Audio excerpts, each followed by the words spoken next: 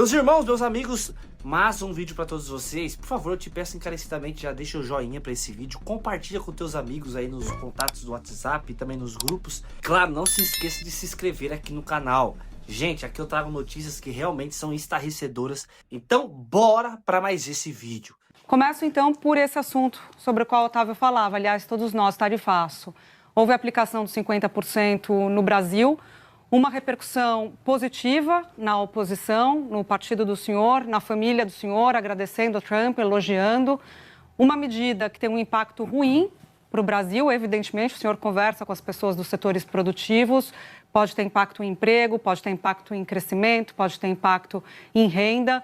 E aí a defesa da anistia, como se fosse a anistia mais importante que o Brasil. É isso que vocês estão passando, essa ideia de que o interesse pela anistia do ex-presidente Bolsonaro vale mais do que o que pode acontecer com o Brasil, os efeitos ruins para o Brasil. E aí também derruba esse discurso de defesa nacionalista que o PL, o senhor, o partido do senhor tem, né? Bom, Júlia, boa tarde, Júlia, Camarote, Otávio, todos que nos assistem. O grande problema está aí, Júlia, quando faz-se o diagnóstico errado e tenta-se dar o remédio errado. A gente tem que fazer o diagnóstico certo. As coisas não começaram a desandar no Brasil agora, não foi ontem, não foi ano passado. Há muito tempo já, esse ativismo judicial que acontece aqui no Brasil, em especial por parte do ministro Alexandre de Moraes, ele vem bagunçando literalmente toda a nossa democracia. Desde o primeiro, ou melhor, na campanha de 2018 ainda, já criava-se essa aura de que o presidente Bolsonaro se elegeria, que tinha um risco de haver um golpe militar. Passaram os 4 anos, nada aconteceu. Começou o governo do presidente Bolsonaro e as interferências começaram já muito cedo. Eu lembro que quando já estava um pouquinho tensionada essa relação, e eu posso falar como testemunho ocular, Júlia, porque eu tentei e continuo tentando até hoje ser uma ponte para construir o diálogo junto ao Supremo Tribunal Federal. Vocês vão se lembrar que em 29 de abril de 2020 ainda, 1 ano e 4 meses de governo Bolsonaro, vem aquela decisão do ministro Alexandre de Moraes de impedir que o então delegado Alexandre Ramagem assumisse a diretoria-geral da Polícia Federal. De lá para cá, foram várias vezes em que houve uma interferência direta no Executivo, praticamente fazendo de tudo para dificultar um governo do presidente Bolsonaro. Isso se repetiu dentro da eleição, com Alexandre de Moraes, presidente do TSE, desequilibrando completamente a disputa eleitoral que nós tínhamos contra o Lula, e de lá para cá uma perseguição sem fim, atropelando devido ao processo legal, atropelando tudo, e agora, por último, a liberdade de expressão. Então, eu acho que a gente tem que entender o contexto de tudo isso, porque a sanção que o Trump impõe, Júlia, ela não é meramente econômica, todos nós sabemos disso. Ela tem um viés, sim, político e tem um viés econômico, porque é claro que o Trump olha aqui para a América do Sul e enxerga muito claramente para onde o Lula está levando o nosso país. Então tem esse cenário todo, e aí sim, aqui tem o remédio. E eu digo o seguinte, Júlia, que a gente tem que tratar isso tudo com muita seriedade, com muito equilíbrio e com muita responsabilidade, porque senão o Brasil vai sofrer muito, e não é o que eu torço, não falo isso aqui com nenhuma alegria. Eu também fiquei surpreso com uma taxa de 50% sobre os produtos brasileiros exportados para os Estados Unidos. O Eduardo Bolsonaro estava lá trabalhando, e o que a gente tinha notícia aqui é que havia uma costura para alguma sanção ao Alexandre de Moraes. Mas é mais uma prova de que o Eduardo Bolsonaro não consegue manipular o Trump, não tem nenhum controle sobre o presidente da maior democracia do mundo. Ele faz análise de cenário e ele é que toma a medida que ele acha que vai ser suficiente para atingir os objetivos dele. E para concluir essa minha primeira participação, eu fico muito mais preocupado ainda quando eu estou vendo a reação do Luiz Inácio hoje, fazendo chacota, desdenhando, fazendo pouco caso, parece um pombo que estufa o peito para dizer que fala mais alto, quando, na verdade, infelizmente, o Brasil não tem condições de negociar de igual para igual com os Estados Unidos. Nós estamos falando de um presidente, Júlia, que há poucos dias meteu 100% de taxação na China, que é a maior parceira comercial dos Estados Unidos, e 2 dias depois estão os chineses conversando e negociando com os americanos. E, infelizmente, e o Trump falou isso hoje, que ele não está negociando com o Brasil. Ele não negocia, ele impõe exigências. Olha o perigo disso. Mas, senador... Essa é a minha preocupação, e a gente tem remédios, eu vou falar ao longo da entrevista para vocês aqui, que eu acredito que sejam suficientes para a gente começar a distensionar. Mas, senador, no final do dia, o que os senhores estão fazendo é aplaudir uma decisão que é ruim para o Brasil. É sobre isso. Não estou aplaudindo a decisão dele. Pode-se discutir a questão jurídica do pai do senhor, do ex-presidente, na própria justiça. Agora, aplaudir o que estão fazendo contra o país É ruim, vai na contramão dos discursos dos senhores mesmos, que defendem a defesa da soberania nacional, defendem o nacionalismo. Quer dizer, tem uma incoerência e parece que para beneficiar um grupo, que se taxa um país todo. E que o Brasil pague por isso, né? É bom que você me dá a oportunidade de desfazer essa percepção equivocada. Ninguém está feliz com o que está acontecendo com o Brasil, não. Eu estou aqui angustiado, estou preocupadíssimo. E eu estou mais preocupado ainda porque o presidente é o Lula. É uma pessoa que não tem o menor respeito, nem capacidade, estatura moral para negociar com o Trump, ainda mais o perfil do Trump que todos nós conhecemos, que é um perfil bastante agressivo em suas negociações. O que a gente está defendendo aqui é o retorno da normalidade no nosso país, é o retorno da liberdade no nosso país, que não haja censura em redes sociais, é a soltura de presos inocentes, é uma série de coisas, como eu falei, que não começaram de ontem para hoje. Há muito tempo, Júlia, que o Alexandre de Moraes vem atropelando todos os direitos e garantias constitucionais dos brasileiros, dos advogados, inclusive dos seus pares. Ele atrai o Supremo Tribunal Federal inteiro para um buraco negro que não era para estar o Supremo todo. Mas como a maioria está dando suporte para ele fazer o que está fazendo, você testemunha, Júlia. Eu já te dei entrevista falando isso. As pessoas que estão me assistindo sabem como é que eu venho alertando isso há bastante tempo. Eu dei uma entrevista ano passado ainda, em que eu falava que a minha preocupação era que chegasse um momento em que o Brasil fosse tratado como foi a Venezuela, no governo Biden ainda. Porque lá não houve eleições limpas, porque o Maduro tirou a Maria Corina Machado na mão grande da disputa presidencial. Naquela época, o acordo que foi feito para que o Biden não sancionasse as empresas de petróleo venezuelanas foi que houvesse eleições limpas. Ele não fez o voto impresso, né? Gosto ou não da palavra, o voto impresso garantiu que o mundo inteiro soubesse que lá houve fraude nas eleições. Eles estão sendo sancionados até hoje. A sanção começou no governo do Biden. E eu falei isso lá atrás. E chegou a hora aqui no Brasil e nós temos pouco tempo para conseguir, nós aqui, darmos uma solução antes que chegue o dia 1º de agosto. Porque o Trump, eu não vejo nenhuma dificuldade, Júlia, de o Trump passar essa taxação de 50 para 100 para 200 ou para zerar. Ou para botar 200 mais a lei Magnitsky, que vai punir pessoas individualmente aqui no Brasil, senador, que na cabeça dele possam estar tentando contra a democracia no nosso país. Senador Otávio Guedes, prazer falar com o senhor. Senador, o senhor não acredita que negociação vai resolver, pelo que o senhor está dizendo. O principal aliado do seu pai, de vocês, o governador Tarcísio, nas manifestações que ele fez até agora, públicas pela rede social, ele fala em abrir diálogo com os Estados Unidos, com dados e argumentos consolidados. Depois ele fala que, na verdade, o Lula colocou ideologia acima da economia, que o problema é econômico e esse é o resultado. Por que o Tarcísio não está fazendo o discurso que o senhor está fazendo? Big Techs, anistia, etc, etc. Olha, Otávio, eu tenho que perguntar para ele. Eu vi hoje que ele fez um movimento de conversar com um encarregado de negócios dos Estados Unidos. Eu não sei o que é que ele tratou lá. Agora, eu estou dando uma entrevista aqui, obviamente talvez eu esteja um pouquinho mais atualizado do que o Tarcísio no que está acontecendo e tenho uma leitura, ou tento ter uma leitura um pouco melhor do que está passando na cabeça do presidente dos Estados Unidos. Ou seja, o Tarcísio estaria desatualizado ou errado? Não, o Tarcísio está no papel dele como governador do maior estado do Brasil, maior PIB do Brasil, tentar alguma coisa em defesa das empresas do seu estado, né, que obviamente é o maior exportador, o estado que mais exporta produtos dos Estados Unidos é São Paulo. Ele está na obrigação dele, inclusive, fazer isso. Mas agora, ele não fala em anistia. A negociação dele vai resolver? Eu não sei se vai resolver. Eu acredito que nessa linha, né, tem pouca chance de resolver. Até porque eu acredito, mais uma vez, Otávio, que o que vai estar na mesa no momento em que o Trump, né, abrir algum tipo de diálogo, já que até agora, com 2 anos e meio de governo, o Lula sequer foi recebido nos Estados Unidos, o que demonstra a sua incapacidade e a sua impotência de negociar com a maior democracia do mundo. Ele vai botar essa questão de voltar à normalidade no Brasil. Como? Foi isso que eu falo que está no nosso lado, está com a gente a bola, no sentido Brasil, que eu digo, no sentido de, sim, aprovar a anistia. Mas por que a anistia não passa? Vamos lá, Otávio. Por que a anistia não é nem pautada no Congresso Nacional? Porque tem ministro do Supremo que fazem ameaças, no CPF, inclusive, a parlamentares. E, além disso, fazem ameaças de que, se aprovar uma anistia, ela vai ser declarada inconstitucional no Supremo Tribunal Federal. Mas vocês não têm maioria na Câmara? Se curvam essa suposta pressão? Se pautar hoje, a gente aprova hoje.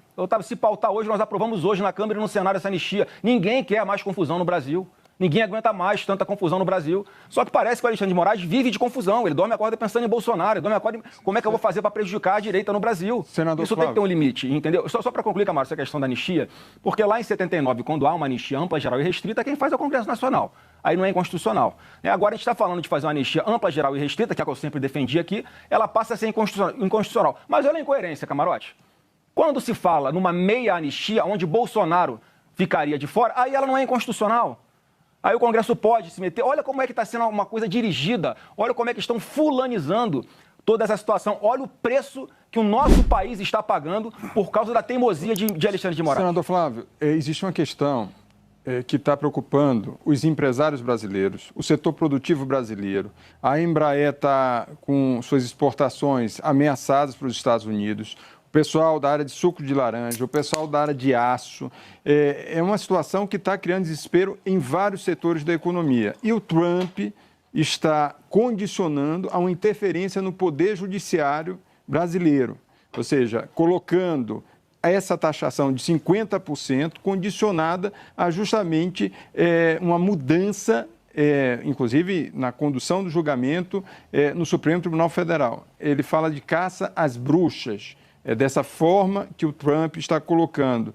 E aí eu lhe pergunto, o país inteiro, o setor produtivo brasileiro, o setor exportador brasileiro vai ficar condicionado a isso? O senhor avalia que é correto esse tipo de interferência na soberania do país?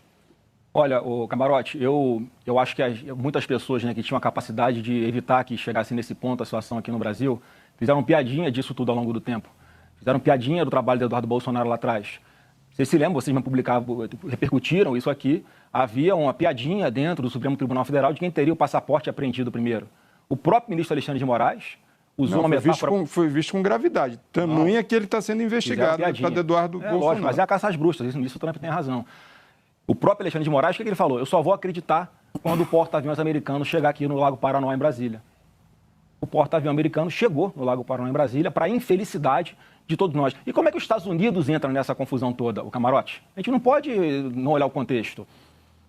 O próprio Alexandre de Moraes, ele deteu o hoje braço direito do Trump, chamado Jason Miller, dono daquela rede Getter, no aeroporto internacional, quando ele estava voltando para os Estados Unidos. Ele bloqueia as contas da Starlink para aplicar uma punição ao então Twitter para poder chegar em Elon Musk, que é investigado no inquérito da fake news, que está aberto há 6 anos nesse Brasil. Está tudo errado. O que começa errado vai terminar errado. E qual que é a minha grande preocupação, qual é o grande problema que eu vejo nisso tudo? Que o Brasil, no fim das contas, não vai ter condições de negociar. É o que o Otávio estava me perguntando, Otávio. Mas aí o senhor está justificando, Estou justificando, mas é a realidade, tem que ficar na realidade, Câmara, do jeito que ela é. A interferência de um outro país num poder aqui do país com retaliação. Eu estou encarando a realidade, Camarote. A realidade hoje é a seguinte, isso me preocupa demais.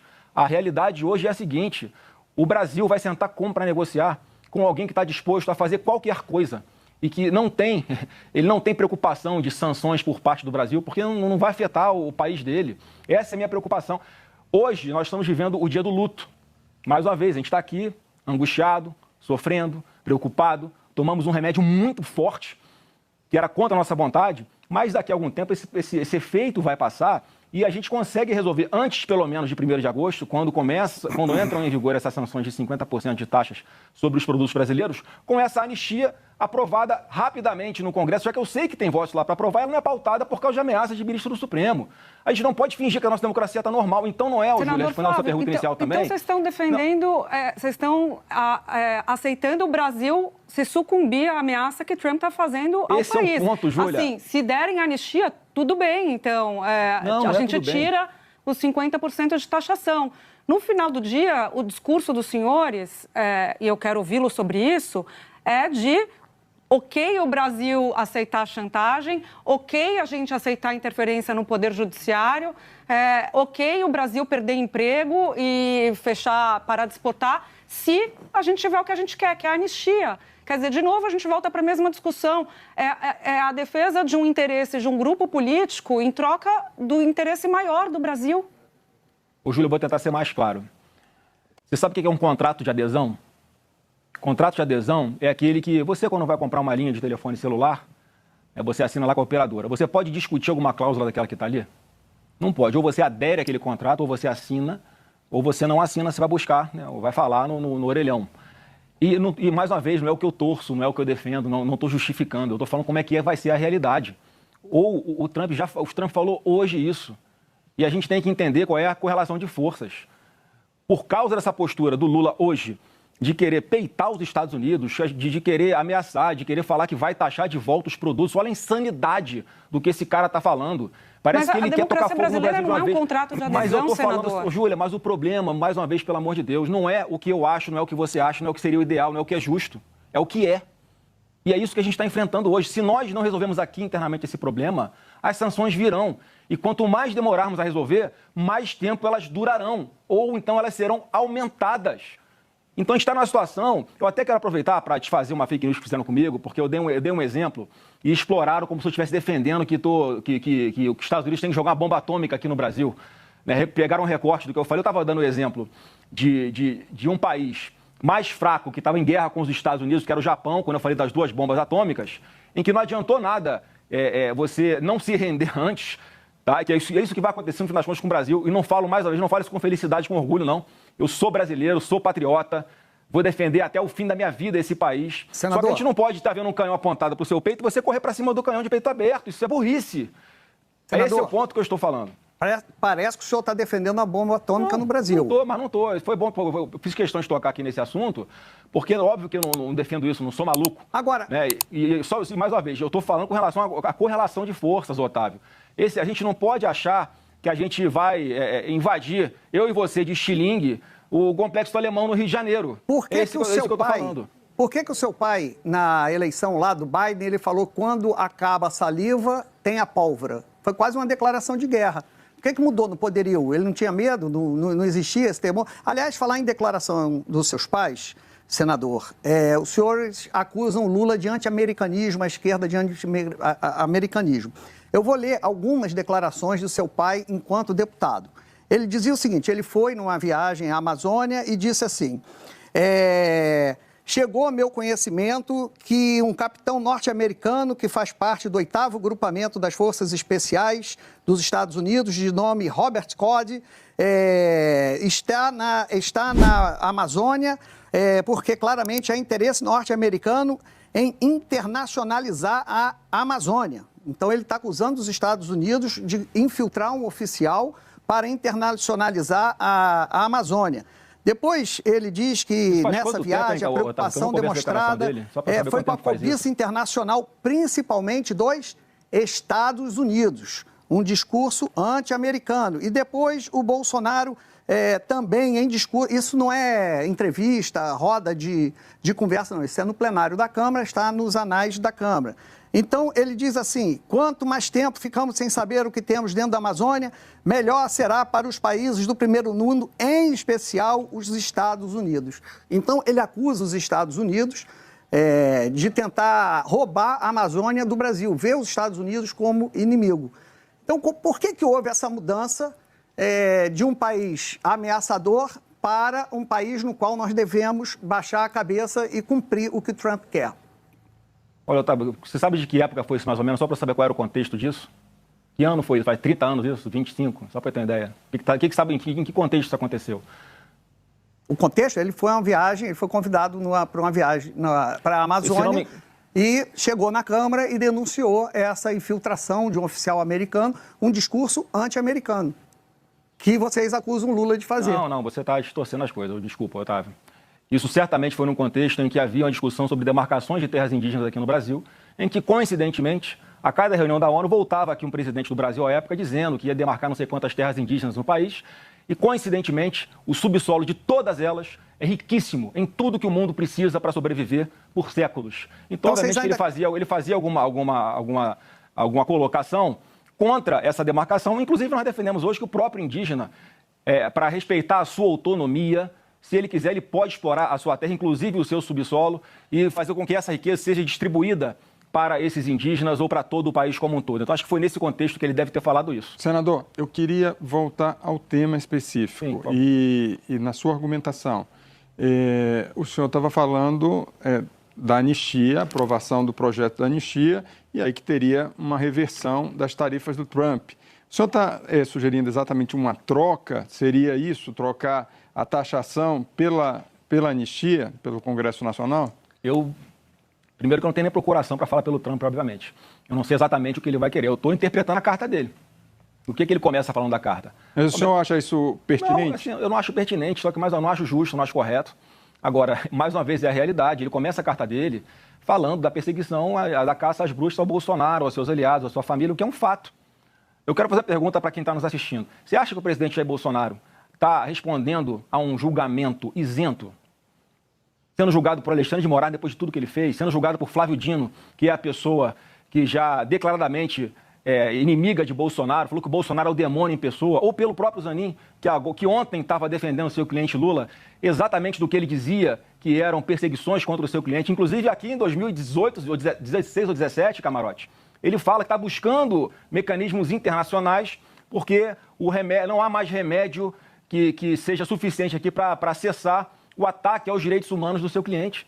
Quer dizer, alguém que pensava assim está sentado na cadeira do Supremo Tribunal Federal hoje e está julgando o Bolsonaro, condenando, mesmo com todas as atrocidades que ele sabe que existem no processo. Então, assim, esse é um julgamento injusto. Se o Bolsonaro tivesse com 3% nas pesquisas, não tinha ninguém falando de Bolsonaro. Agora, como ele está liderando e todos sabem que se ele estiver nas urnas no próximo ano, ele será o próximo presidente do Brasil, há essa preocupação toda. Eu só quero aqui aproveitar o espaço para falar que não tem que ter medo de Bolsonaro, tem que respeitá-lo e respeitar o eleitor de escolha que ele quiser para comandar o nosso Brasil. É justamente um setor importante de quem votou no ex-presidente Jair Bolsonaro, poderia citar o agronegócio, o setor produtivo. São esses setores que estão sendo atingidos com essa taxação brutal, desproporcional e tem, como o senhor mesmo admite, um viés político, não tem uma lógica econômica por trás dessa taxação. Como é que o senhor responde para esses segmentos que apoiaram maciçamente a eleição em 2018 do ex-presidente Jair Bolsonaro e a tentativa de reeleição em 2022? Eu respondo, Camarote, que obviamente que eu acho que é injusto. É injusto. Agora, mais uma vez, a gente tem que resolver. E quanto antes nós resolvermos, melhor. Por isso nós temos até o dia 1º de agosto para aprovar, para começar alguma coisa, para começar a sinalizar de que o Brasil está disposto a voltar à normalidade. Porque eu me coloco muito, Camarote, no lugar das pessoas. Eu fico imaginando o que está passando na cabeça do Trump nessa hora. Ele deve olhar para a América Latina e ver o que está acontecendo na Venezuela. Deve pensar assim, vou esperar chegar nesse ponto para depois impor sanções às empresas brasileiras ou tentar fazer alguma coisa para que a democracia ali prevaleça, porque ali vai ser mais um bunker do meu concorrente mundial, que é a China. É isso que passa na cabeça dele. Então, se nós estamos aqui nesse momento discutindo como é que sai dessa enrascada, eu estou falando qual é o caminho. A gente sai dessa enrascada voltando o Brasil à normalidade, para começar. Eu estou dizendo aqui bem claro, para começar. Eu imagino que é isso, que vai ser um gesto importante, é aprovar uma anistia ampla, geral e irrestrita, já que na carta dele ele fala claramente que é uma caça às bruxas a Bolsonaro. Então vamos acabar com a caça às bruxas ao Bolsonaro, que é o que a gente já tinha que fazer independente de pressão externa, que todo mundo está fingindo que nós estamos numa democracia plena e só porque é contra o Bolsonaro pode. Vamos fazer um exercício aqui, Camarote? Pega esse processo do Bolsonaro e bota na capa Michel Temer. Já está todo mundo reagindo assim? Pega esse processo do Bolsonaro e bota na capa Luiz Inácio Lula da Silva. Senador, o argumento que vocês usam agora era o mesmo que foi usado lá atrás. Inclusive, o pai do senhor usa a expressão lawfare, que foi criada pelo advogado do presidente Lula à época que ele respondia. O senhor coloca acusações muito graves contra o STF, fala do julgamento pelo qual o pai do senhor está passando, é um julgamento coletivo, não é só feito pelo ministro Alexandre de Moraes, está na primeira turma, tem outros 4 ministros analisando a questão e mais. Ainda eu não consegui entender a argumentação do senhor de que, no limite, ela aceita a chantagem em troca do benefício no Poder Judiciário, pelo Poder Judiciário, ainda mais pedindo para o Executivo fazer uma interferência indevida no Poder Judiciário. Ô, Júlia, a PGR acabou de arquivar. A democracia brasileira, só para finalizar, senador, eu passo a bola para o senhor.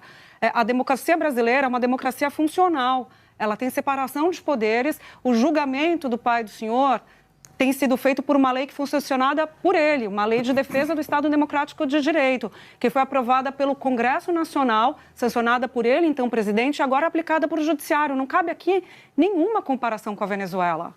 Cabe total, Júlia. Você acabou de dar um exemplo. Se ele quisesse dar golpe, se ele quisesse fazer um atentado contra a democracia, ele ia aprovar, ele ia sancionar uma lei que ele depois seria punido por ela? É mais uma prova do ânimo dele de nunca ter pensado em fazer isso.